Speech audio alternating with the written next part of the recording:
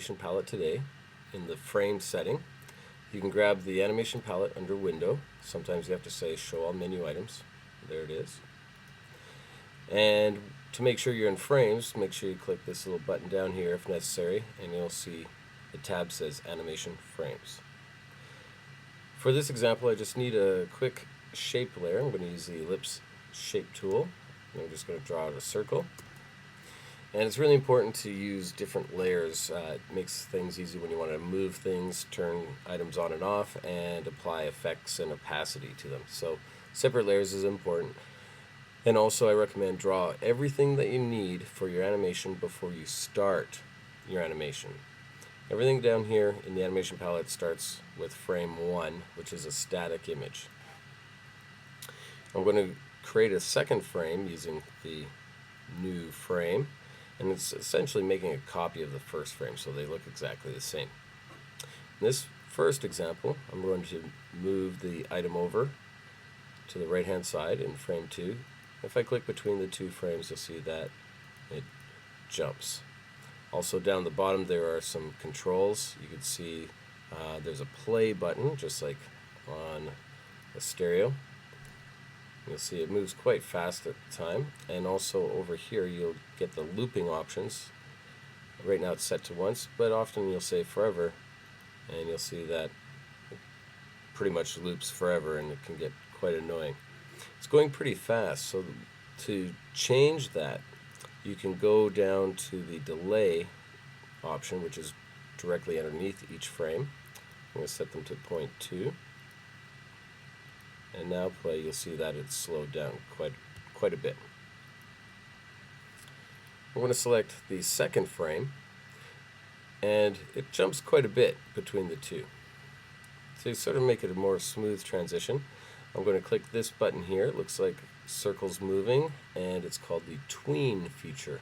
And basically I'm adding frames in between the current frame and the previous frame. There's some other settings under here, but for us we're just going to use the previous frame. Frames to add, 3 is good enough. Often the default is 5. Layers, you pretty much say all layers all the time. If you say selected layers, all the other layers will be turned off, and often you'll get a transparent background in the meantime. So I'm going to say all layers.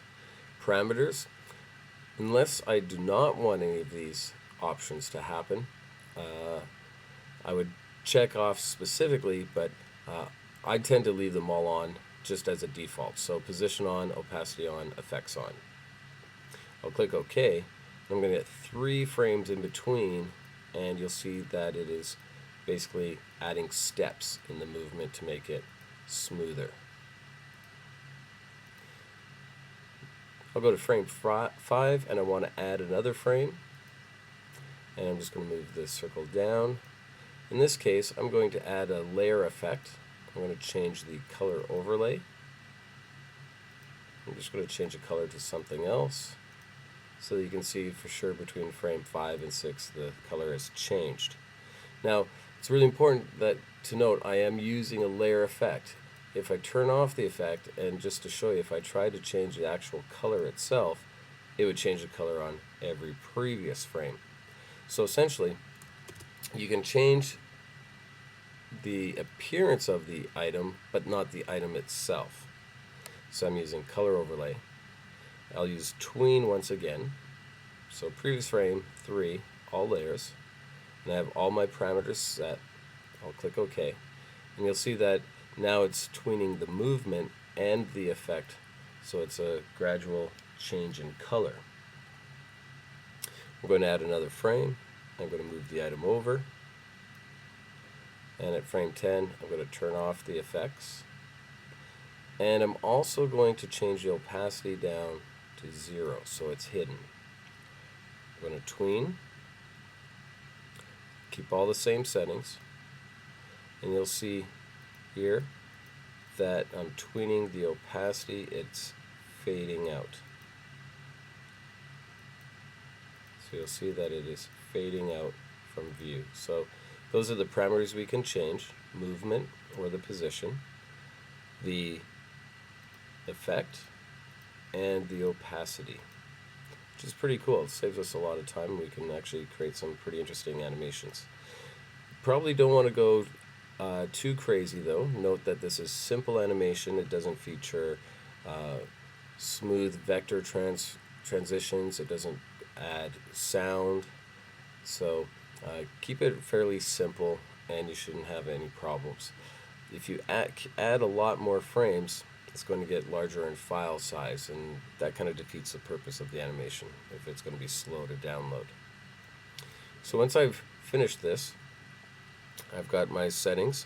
Another trick is to add delay at the end to the animation so that there's a pause before it loops. So I'm just going to use other in this case for the delay, and I'll set it to 4. And okay, so it'll actually pause there at the end for a moment. Okay, just wanted to point out a couple other things. You want to be really careful with the position when you're doing this, because it's harder to edit and change these things once it's been created. If you notice, I'll go to one of the middle frames, like frame 5, and if I was to move the item, you'll see that that movement only takes effect on that frame, so it kind of is now out of sequence. I'll undo. There is one frame that is a little bit special, and it's frame 1, which allows you to move the item, and you'll see that the rest of the animation moves along with it. So that's frame 1. Gives you that kind of special feature. Okay, so that's pretty much it. The next thing you would do is go to Save for Web, and in Save for Web you can preview right within the dialog box.